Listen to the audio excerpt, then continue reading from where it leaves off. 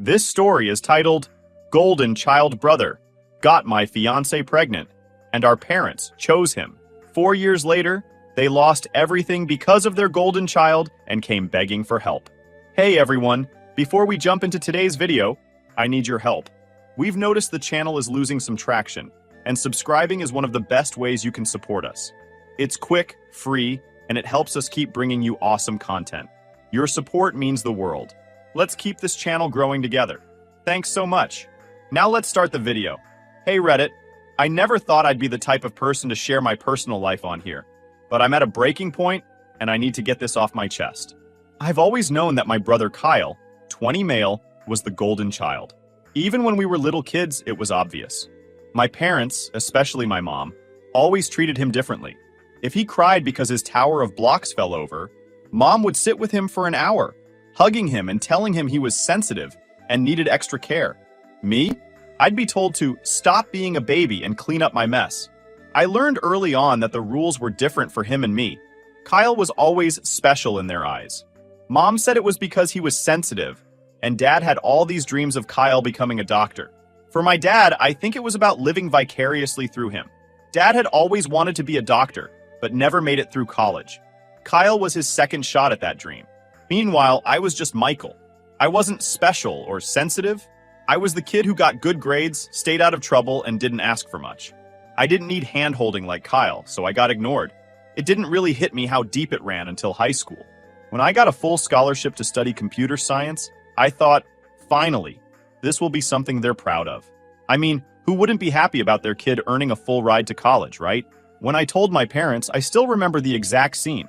I was standing in the kitchen, holding the letter. My mom glanced at it, nodded, and said, "That's nice, honey. Can you help Kyle with his med school applications later?" That was it. That was the extent of the praise I got for working my ass off to earn a scholarship. Kyle, meanwhile, was in high school too, barely pulling C's in biology, but you would have thought he'd cured cancer the way my mom hyped him up. It wasn't just academics, though. Everything in my life felt smaller compared to Kyle's. For example, when I started dating Ashley in senior year, I was head over heels. She was my first serious relationship, and she was amazing. Ashley was the kind of person who made you feel at ease just by being around her. She worked at a salon part-time while finishing high school, and even back then, she had this focus on saving for the future. She was practical, smart, and cared about me a lot. But my parents? They didn't care. They didn't want to meet her. When Thanksgiving rolled around that year, I asked if Ashley could join us. Mom literally said, "It's just high school puppy love. Don't make it a big deal." That hurt. I wanted my parents to know her, to see what I saw. But no, Ashley wasn't important enough. Kyle, though, every single one of his girlfriends was treated like royalty. They were always at family dinners, getting slices of homemade pie, and my parents would gush over them like they were already daughters-in-law. I remember sitting at the dinner table one night, listening to Mom ask Kyle's girlfriend about her dreams and career plans. I was just sitting there thinking, where was this enthusiasm for Ashley? Still, Ashley and I made it work. I went to college on my scholarship while she stayed behind, working at the salon and saving money. We did long distance for 2 years. Weekend video calls, visits when I could make them work. We held on to each other. It wasn't easy, but we were building something. When I proposed to Ashley last summer, it felt like everything had been worth it. We were in this little park near her apartment, and I'd saved up to buy her a simple but beautiful ring. She cried when I asked, and we both laughed through tears because we were so damn happy. For the first time, I felt like my life was finally moving forward. To my surprise, my parents actually seemed to accept Ashley after I proposed. It was like a switch flipped in my mom's head. Suddenly, Ashley was part of the family. My mom even started asking her about wedding plans and what kind of dress she wanted. At the time, I thought this was a sign that my parents were coming around, that maybe they were finally starting to see me. Not just Kyle. I should have known better. Thanksgiving came around again. And this time, I went home excited. I had plans to tell my family about the wedding and start talking about the future. Maybe even show them how well I was doing at school and with my internship. It felt like things were finally starting to align for me. Then, I got the text. It was from Ashley, out of nowhere. "Need to talk. Starbucks. Urgent." I had this sinking feeling in my gut, but I tried to shake it off. I figured maybe she was just stressed about the wedding. When I walked into that Starbucks, I'll never forget how she looked. Ashley was sitting at a little corner table, holding a coffee cup with both hands like it was the only thing keeping her grounded. She wouldn't look up at me. I sat down, and before I could even ask what was wrong, she blurted it out. "I'm pregnant. It's Kyle's." Those words hit me like a punch to the chest. I felt like I couldn't breathe. For a second, I thought I must have misheard her. I actually asked her to repeat it, hoping I'd heard it wrong. But no, she said it again. She started crying, trying to explain. She said it happened over the summer, when Kyle kept showing up at her salon. He'd talk about how far away I was, how lonely she must have been. She said she didn't even know how it started, but it just happened. She kept apologizing, saying she didn't mean for it to go that far. I didn't yell. I didn't get angry. I just sat there, staring at her. After a minute, I stood up, grabbed my keys, and walked out. I didn't say anything to her. I just left. I don't remember much of the drive back home after Ashley dropped that bomb at Starbucks. It felt like my brain had disconnected from the rest of my body. The radio was playing something, probably one of those overplayed pop songs, but it was just noise. I didn't cry. I didn't yell. I just felt hollow. By the time I got to my parents' house, it was dark outside. I parked in the driveway and sat there for a moment, staring at the porch light. It felt surreal, like I was about to walk into a dream where nothing made sense. I wasn't sure if I was even ready to face Kyle or my parents, but I needed answers. The second I walked into the house, I saw him. Kyle was sitting on the couch, head down, shoulders slouched. That was his signature move, head down like a kid who got caught stealing cookies. My mom was hovering around him, patting his back and handing him tissues.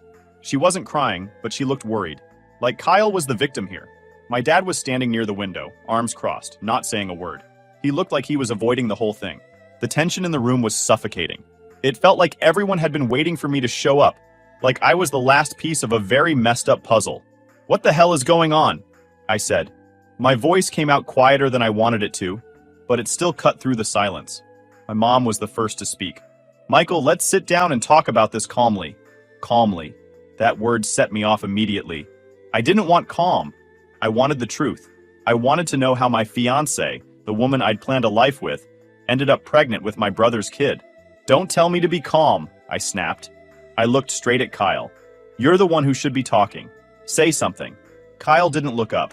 He just mumbled something into his chest. "What?" I said, louder this time. "Speak up." My mom jumped in like she was his lawyer. "He's taking responsibility for his actions, Michael. This is a big step for him. He's going to be a father." I couldn't believe what I was hearing. A big step? Like this was some achievement I was supposed to congratulate him for? I laughed, but it wasn't the funny kind of laugh. It was bitter.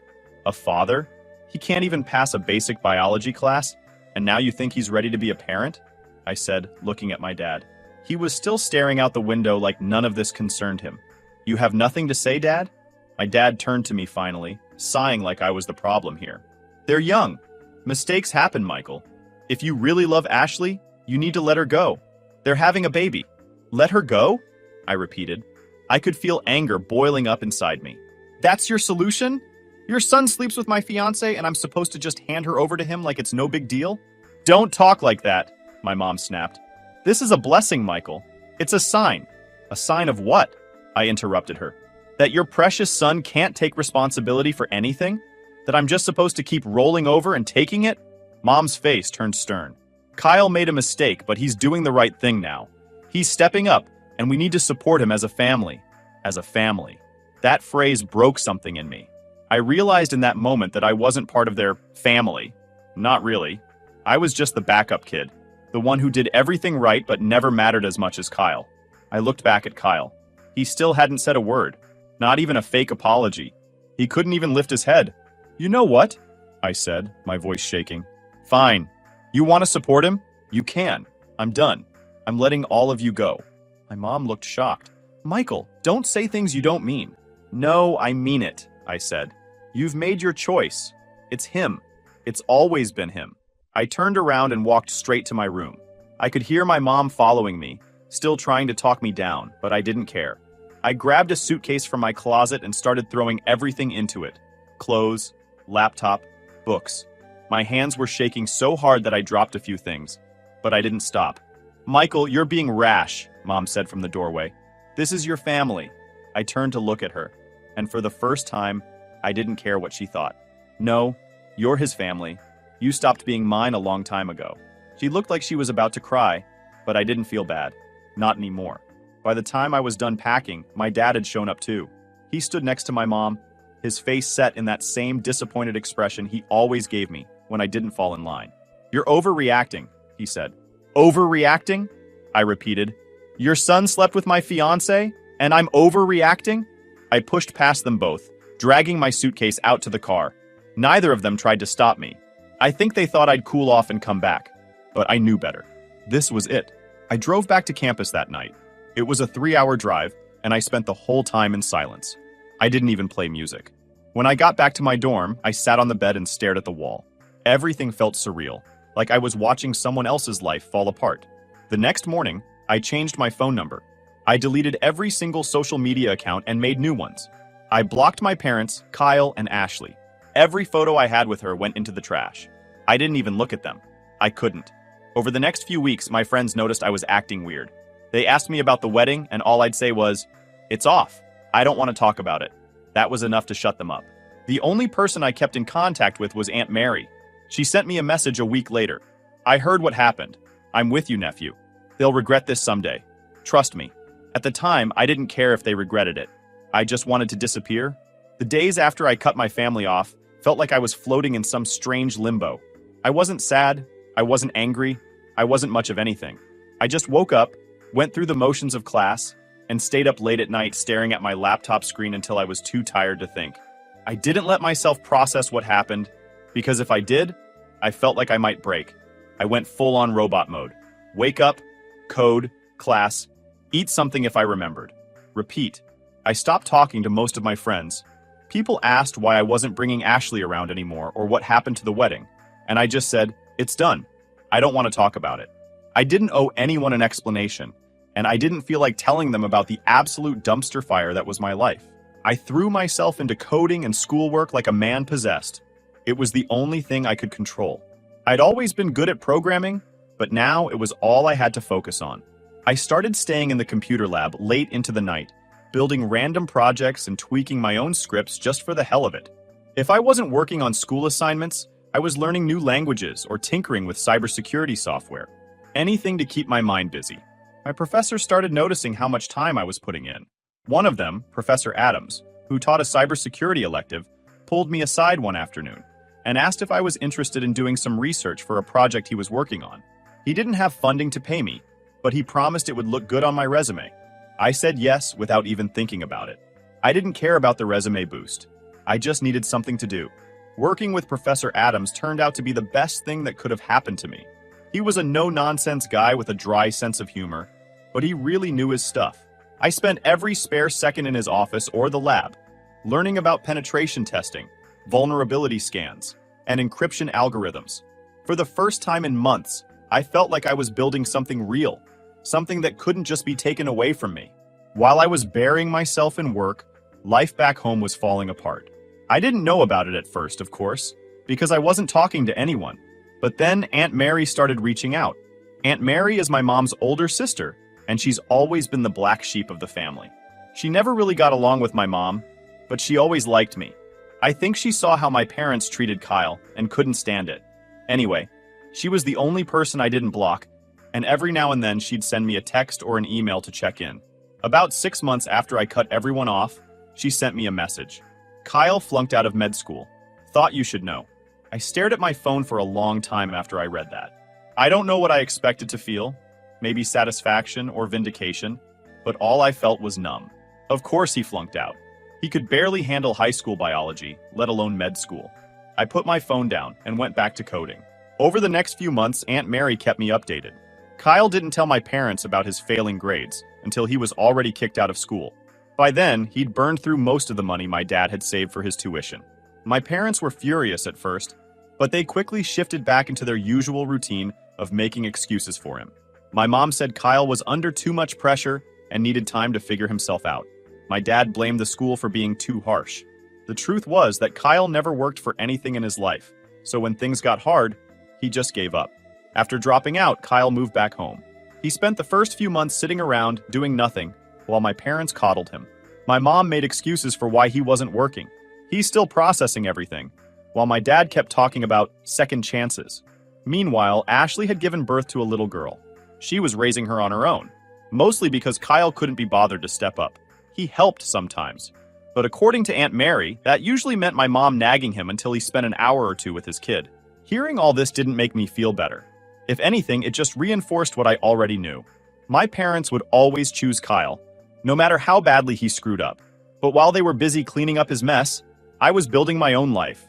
By the time I graduated, I had a job offer waiting for me from a startup that was interested in the cybersecurity software I'd helped develop with Professor Adams. They liked my work so much that they offered to let me join as a junior developer with equity in the company. I took the job and moved to a new city, far away from everything I'd left behind. Those first few months at the startup were tough. I was working 12-hour days, living off instant ramen, and crashing on a mattress on the floor of my apartment. But I didn't care. I was doing something that mattered. The software we were building had real potential, and I was part of it. One night, after a particularly long day, I got another message from Aunt Mary. Kyle works at Target now. Mom's worried about him. They don't know what to do. I read the message, then put my phone down and stared at the ceiling. It wasn't like I was surprised. Kyle had spent his entire life being told he was special, and now he was facing the reality that he wasn't. I knew it wasn't my problem, but it still left me feeling weird. Not sad, exactly. Just tired. I didn't respond to Aunt Mary that night. I didn't know what to say. A year later, my startup took off. The software we'd built caught the attention of some investors, and suddenly we were growing faster than any of us had expected. I was promoted to lead developer, which came with a nice salary bump and enough money to move into a proper apartment. For the first time in years, I felt like I was in control of my life. I thought about my family less and less. They weren't part of my world anymore, and I was okay with that. Aunt Mary still checked in from time to time, but I didn't ask about Kyle or my parents. I didn't want to know. Then, 4 years after I walked out of that house, my phone rang. I didn't recognize the number when my phone rang, but something in my gut told me to answer. It wasn't a number I had saved, and I didn't get many random calls these days. Most people reached me through email or Slack, so when I picked up and heard my mom's voice on the other end, I froze. "Michael," she said. Her voice cracked like she'd been crying for hours. "Michael, it's me. Please don't hang up."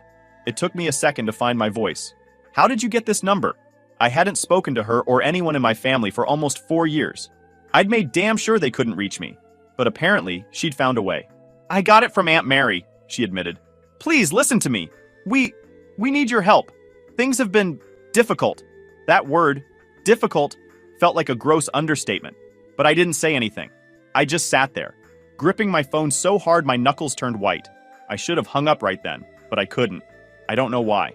Maybe I just wanted to hear her out. Maybe some stupid part of me was curious about what they wanted. "What's going on?" I asked flatly. My tone was colder than I intended, but I didn't care. Mom let out a shaky breath, and her words came tumbling out like she couldn't hold them back anymore. "We're in trouble, Michael. Your father's health isn't good. He's been to the hospital twice this year for his heart, and we've had to sell the house to cover Kyle's mistakes." "Kyle's mistakes?" I repeated. I knew I shouldn't have asked, but I couldn't stop myself. She hesitated for a moment, then blurted it all out. Apparently, Kyle had borrowed $40,000 for some business opportunity that a friend pitched him. Mom didn't say what it was, probably because she didn't know or didn't want to admit how stupid it sounded. But it failed within a month, completely wiped out. When Kyle couldn't pay back the loan, my parents stepped in, dipping into their retirement savings to try and bail him out. That, combined with some of Dad's medical bills, forced them to sell the house.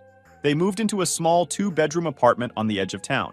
And of course, Kyle moved with them. Where else would he go? "Michael, we don't have anything left," Mom said. Her voice was thin, like she was trying to hold back sobs.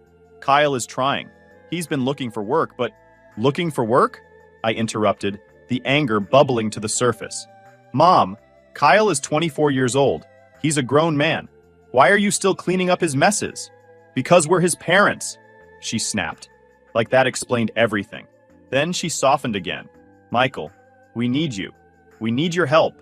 I felt my chest tighten, but I kept my voice steady. "Why should I help you?" I asked. "You made it very clear 4 years ago where I stood in this family." "That's not fair," she said quickly. "We didn't know what to do back then. Kyle made a mistake, but he's trying now."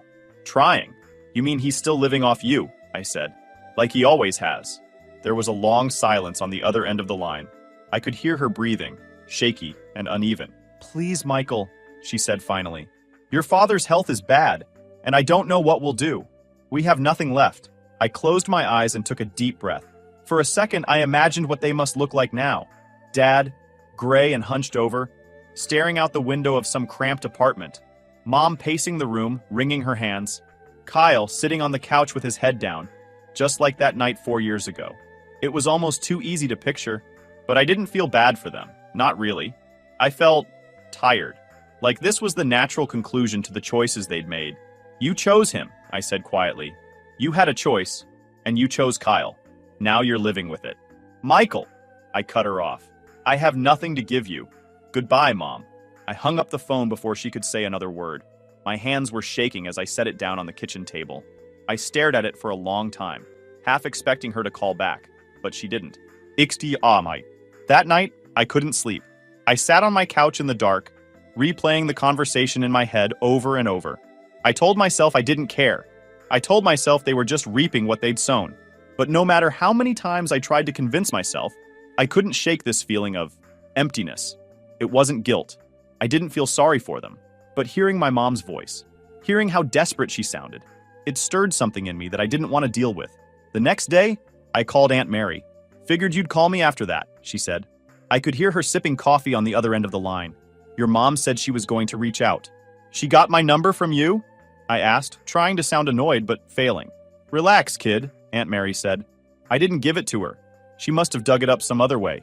You know your mom, she doesn't give up easily. I sighed and rubbed my face. How bad is it, Aunt Mary? Really? She let out a slow breath. It's bad, Michael. Your dad's heart isn't what it used to be, and they're flat broke. Kyle, well, you know Kyle. He's still waiting for life to hand him something on a silver platter. Your parents are barely scraping by, and your mom doesn't know how to deal with any of it. She shouldn't have to deal with it, I said bitterly. Kyle should. Yeah, well, Aunt Mary said. Some people never grow up. We talked for a little while longer, and when I hung up, I felt drained. Aunt Mary never sugarcoated anything, and I appreciated that. But hearing about the mess my parents had gotten themselves into just made me feel more distant from them. I'd spent the last 4 years building a life for myself, a life they had nothing to do with, and now they wanted me to come back and fix everything. I wasn't going to do it. I couldn't. Over the next few weeks, I threw myself into work even harder than before.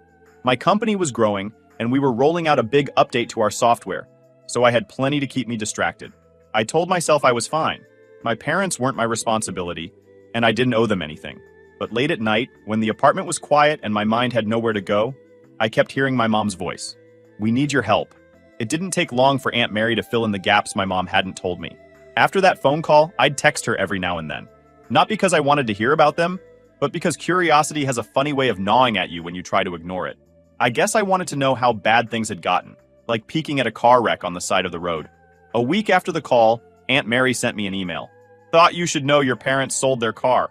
Kyle needed a new investment opportunity. God knows what for. Your mom cried for hours after they let it go. I read that line over my morning coffee and shook my head. I shouldn't have been surprised. Selling their car? That sounded like the kind of thing my parents would do, bending over backward to enable Kyle for the millionth time. The golden child could do no wrong, even when he was running them into the ground. Aunt Mary told me more as the weeks passed. Kyle had tried to jump into another business venture. Apparently, some old friend of his convinced him that he could make thousands selling refurbished electronics online. It didn't pan out. Of course it didn't. Kyle didn't know the first thing about running a business. And within a month, the whole thing tanked. Not before he'd begged my parents to help him invest in it, though. This time, they didn't have money to bail him out. Not after selling their car and already losing their house.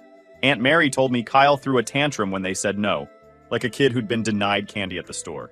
My mom, though, she still tried to console him, saying, "We'll figure it out, sweetie. Don't worry."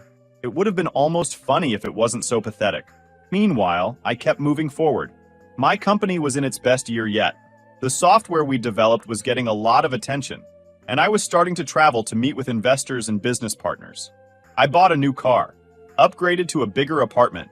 My life was finally starting to feel like my life, something I'd built from the ground up, without my family's involvement or approval. I didn't tell anyone at work about my family. To them, I was just another guy who'd worked hard and gotten lucky, and maybe that's what I was. One day, about 3 months after that phone call, Aunt Mary sent me another email. This one hit harder than the others. Your dad had another hospital visit. Hard again. He's stable, but it scared your mom half to death. She won't say it out loud, but I think she knows she's out of options. I sat there, staring at my phone for a long time after I read it. My dad had always been the kind of man who looked invincible when I was a kid. Even when he wasn't particularly warm or affectionate, there was a steadiness to him. The idea of him being sick, frail even, felt strange to me. But I didn't reach out. I couldn't. About a month later, Aunt Mary called. It wasn't like her to call.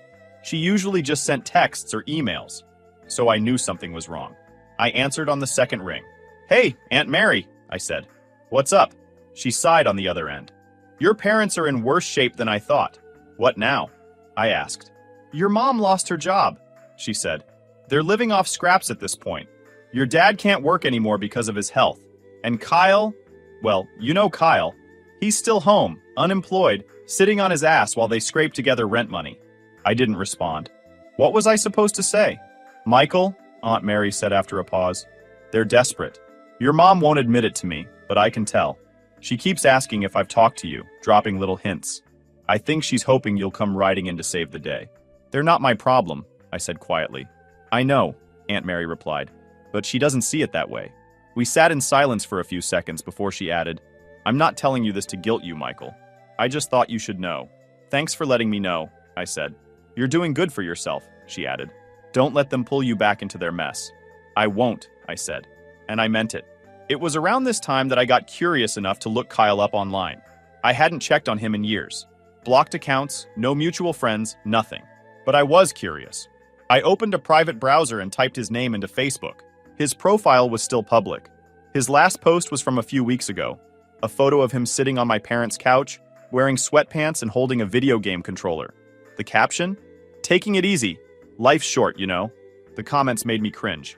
His old friends were still hyping him up. "You deserve a break, man. You'll get there soon, bro." I closed the tab, disgusted. How could he still have people cheering him on when he'd done nothing with his life? Meanwhile, my parents were sacrificing everything just to keep him afloat. I thought about sending Aunt Mary a screenshot, but I didn't. There was no point. A few months later, the company I worked for closed a major deal. The payout I received as part of my equity share was enough to set me up for years. I celebrated with some coworkers, had a nice dinner, and then went home to my quiet apartment. I sat on my couch that night, thinking about how far I'd come. I had everything I'd worked for. Freedom, stability, a career I was proud of. But no matter how far I got, part of me still carried the weight of my family. I didn't miss them exactly. I missed the idea of a family that would have been proud of me, supported me, and chosen me when it mattered. But that wasn't the family I had. That night, I wrote Aunt Mary a message. "Thanks for everything you've done for me these past few years. I don't know where I'd be without your support. I hope you're doing okay. Let me know if you ever need anything." She replied almost immediately, "Proud of you, Michael. Keep building your life. I'll be okay." Yurikin Osro. At some point, you have to stop looking back. You have to let go of the idea that things could have been different. My parents made their choices. Kyle made his. And I made mine. I didn't owe them anything. It had been almost 5 years since I walked away from my family. But sometimes it still felt like yesterday. The mess, the betrayal, the night I packed my things and left. Those memories stuck with me. Not because I hadn't healed, but because those moments shaped who I became. By now, my life looked nothing like it had back then. My company had grown far beyond what I ever imagined. We weren't a scrappy startup anymore. We were a real player in cybersecurity. I was in a position where I could do whatever I wanted with my time. I traveled when I felt like it, invested in new projects, and worked on ideas I cared about. My house, a sleek, quiet space I bought a year ago, felt like a sanctuary. I didn't need much to be happy. Peace and stability were enough. But no matter how good my life got, there were still moments where my past tried to catch up with me. One of those moments came on a random Thursday evening. I was finishing up work for the day when I got a message request on Facebook. I didn't use Facebook much anymore, but I checked out of habit. The message was from Kyle. I stared at the screen for a long time, debating whether I even wanted to open it. Part of me said to ignore it, just delete it and move on. But curiosity got the better of me, and I clicked on it. His message was short. "Hey, I know you probably don't want to hear from me, but I'm trying to fix things. I messed up and I'm sorry for everything. Mom and Dad aren't doing well. Just thought you should know." I stared at the words for a long time. "I'm sorry for everything." That's what he said. After all these years, that's what he led with. An apology that was probably 5 years too late. I didn't reply. I couldn't. That night, I lay in bed thinking about my brother. Kyle was always the person I resented most, not because of what he did with Ashley, but because of everything else. The way my parents raised him, the way they handed him everything on a silver platter, the way he took and took and took without ever giving anything back. It wasn't just Kyle who let me down. It was my parents too. They'd built him into the person he became, and now they were paying for it. But that wasn't my problem anymore. The next morning, Aunt Mary called. She didn't usually call unless it was serious, so I answered right away. "Michael, it's your dad," she said. Her voice was softer than usual, like she was bracing herself for my reaction. "He had another heart episode. It's bad this time. They don't think he's going to recover." I sat down at my kitchen table, the words sinking in. I didn't know what to say. "Your mom's a mess," Aunt Mary continued. "She's not handling it well, and Kyle, well, you know Kyle." I nodded, even though she couldn't see me. "What does she want me to do?" "She hasn't said anything," Aunt Mary replied. "But you know her. I think she's hoping you'll show up, that you'll be there." For a moment, I thought about it. I thought about going back, sitting at my dad's bedside, seeing my mom, seeing Kyle. Maybe they'd all look at me differently this time. Maybe they'd regret how they'd treated me. But then I realized that wasn't what I wanted. I wasn't looking for closure. I wasn't looking for them to apologize. I'd made my peace a long time ago. "I'm sorry to hear about Dad," I said finally. "But I'm not coming back, Aunt Mary. I can't." She didn't try to argue with me. "I figured as much," she said. "You've done what you needed to do, Michael. Don't feel guilty for it." "I don't," I replied. And it was the truth. My father passed away a week later. Aunt Mary sent me an email to let me know. She told me there was a small funeral, mostly family, and a handful of neighbors. Kyle was there, of course, standing next to my mom like nothing had changed. I didn't go. I thought about it. But in the end, I decided that showing up would do more harm than good. I had nothing to say to them, and I didn't want to pretend otherwise. My father was gone, and whatever I could have said to him had been left unsaid years ago. Instead, I spent that day working in my office, finishing a new project I'd been chipping away at. I didn't tell anyone what had happened. To my coworkers, it was just another day. And honestly, I liked it that way. A few months later, I heard from Aunt Mary again. This time, it was about my mom. "She's not doing great, Michael," she told me over the phone. "Losing your dad hit her hard. And Kyle, well, Kyle is still Kyle. He's living with her, but he's not helping. She's struggling to keep up with the bills." I took a deep breath, letting her words sink in. "And what does she want me to do?" "She hasn't asked for anything," Aunt Mary said quickly. "I'm just telling you because I thought you should know. You don't owe her anything, Michael. You've already given enough." I appreciated that about Aunt Mary. She never tried to guilt me or push me to do something I didn't want to do. She just told me the truth and let me decide what to do with it. "I'll think about it," I said, even though I already knew what my answer was. Yurbi. In the end, I never reached out to my mom. I thought about it a few times, especially after Aunt Mary's updates. But every time I did, I remembered how things had been. I remembered how I felt sitting in that living room while my parents defended Kyle. I remembered how they looked at me like I was the problem. Some people say family is everything, but I don't believe that. Family is only everything if they treat you like you matter. If they don't, then you're allowed to walk away. You're allowed to put yourself first. That's what I did. Years later, I was still building my life, still moving forward. I had a home, a career, and friends who felt more like family than my blood ever had. I didn't hate my parents or Kyle anymore. I didn't feel angry or bitter. If anything, I felt free. Sometimes, freedom doesn't come from winning. It comes from walking away.